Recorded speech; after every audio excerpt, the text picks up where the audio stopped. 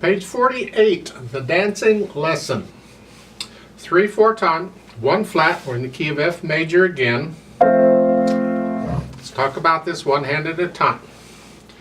Right hand, you have an A and a C, 2 and 4.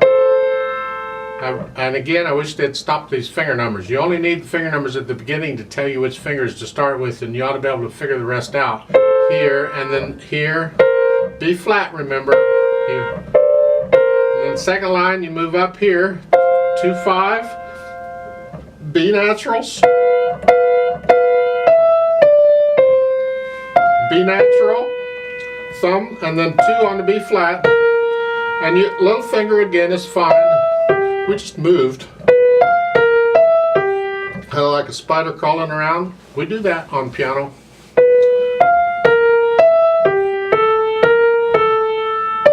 Second finger and the thumb. The idea is a lot of times we use second finger on the black keys, just so we don't have to get our hand up in this area, which is a bit awkward sometimes.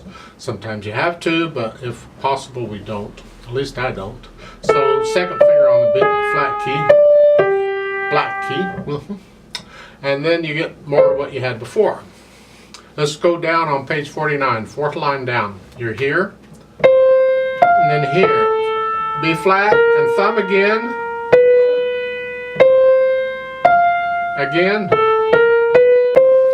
and then last line here, and then thumb, and then it's 1, 4 for there. So you can connect this and this.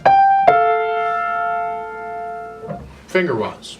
It may not be connected when we get done with it, but I want to finger it in a way that I can play it legato if I want. That helps me to feel it when I can play it legato. Left hand.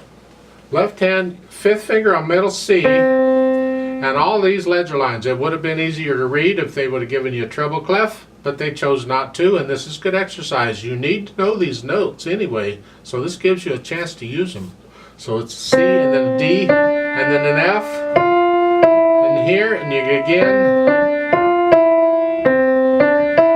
And now they give you a treble clef in the second line, second measure, so just reach the thumb up to the A, and bring the hand up here, and then last line on page 48. It's an A, reach down, C, second finger on G sharp. Again, we're just using the second finger on the black key. Third finger,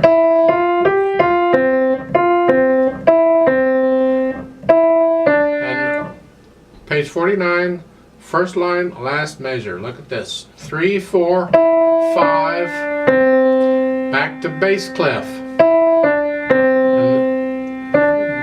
now you're reading bass clef again. Why did they change it to bass clef? I have no idea. Because they could have left it in treble clef, but they did, so that's what we got. And so that's basically what you get until you get down to the 4th line. You're here, and then here, 2, 1, 2, 1, over. Connect these notes. Just, oh, it's over. And then the last line here. Thumb if you want. If your hand's a big one, you can use second finger, but thumb's okay. And then bass clef at the end, you come down. Here. So work these out, the notes and the fingering, one hand at a time, make sure you got a handle on them.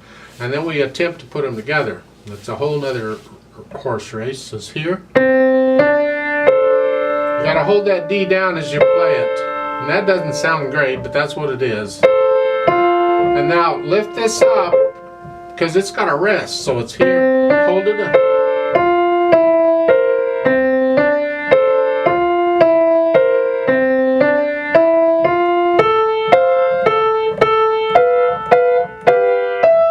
And there, lift the left hand up, rest. And then here. Now you got rest in the left hand.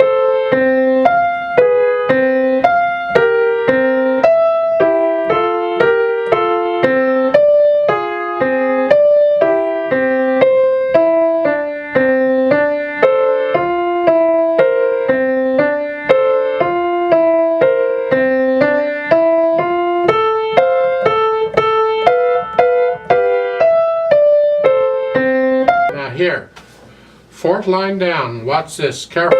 Here. Here. Here. It's weird.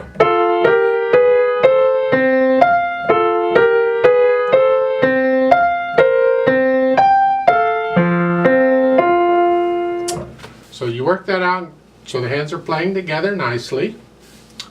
Then we can add the articulation, maybe the slurs. Just lift up between each slurs. Now,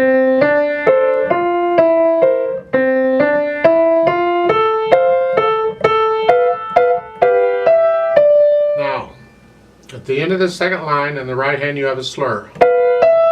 And then you go to the third line and it's another slur. Typically you'd lift up between these.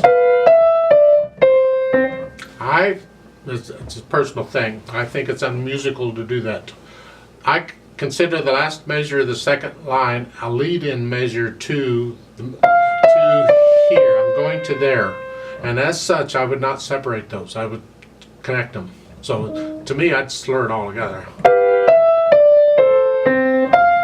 And then you can separate here.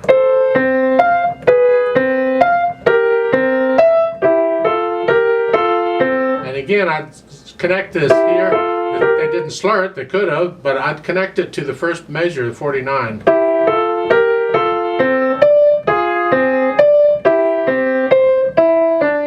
now they're saying, here is okay. This is the last measure, the first line on page 49, you're here. Here, because it's like at the beginning, that is a pickup beat. That's a pickup beat, so we need to separate it from what came before so it stands out as a pickup beat. But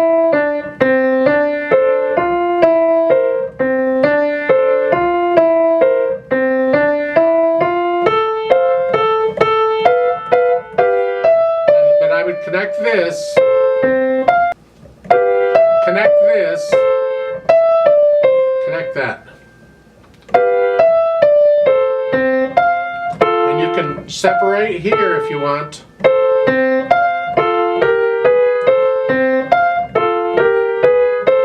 But here in the last line, in that last measure of that line, going to the next measure, I would connect that. When you're doing this, I'd connect that. I wouldn't separate.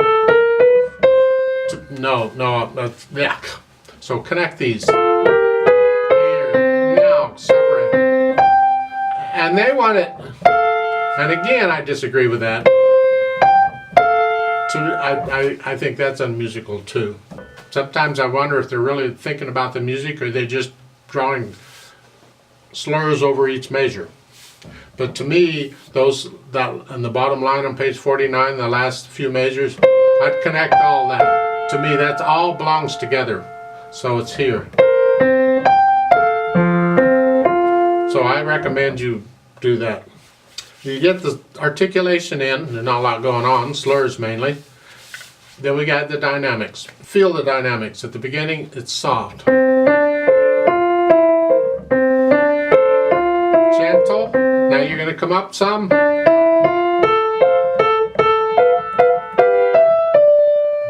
When you come up here, you can bring the right hand up.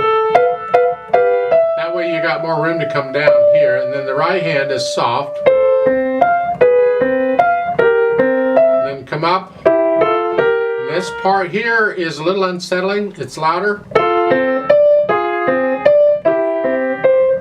And then you come back down to like we're at the beginning. You might even put in a little retardando there, but don't mess up the dancers. You slow down, you screw them up. So watch out. So you have some contrast in here because you were gentle here. And then when you get up in the top of page 49, it's not so gentle there. Then you come back down. You have to experiment with the dynamics, but the dynamics add a lot to it, so put some in, otherwise it's boring. Get to know the piece first, and then you feel the dynamics. What are they?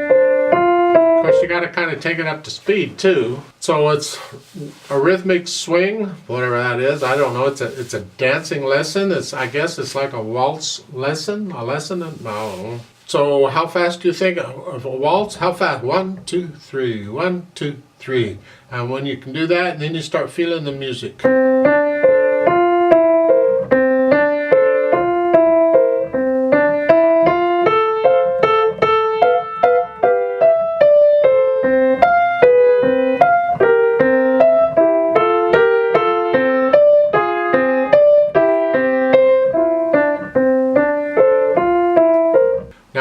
The reason they're using bass clef here instead of treble clef in the left hand, because it'd be easier with treble clef, is this is supposed to be a study in ledger lines. You see underneath the title it says that. They want you to have to read the ledger lines. So that's really what this is about. They were nice enough to give you some treble clef partway through. They didn't have to. They could have stuck in more ledger lines. But this is a good exercise. You need to know these notes and these ledger lines. So yes, use them.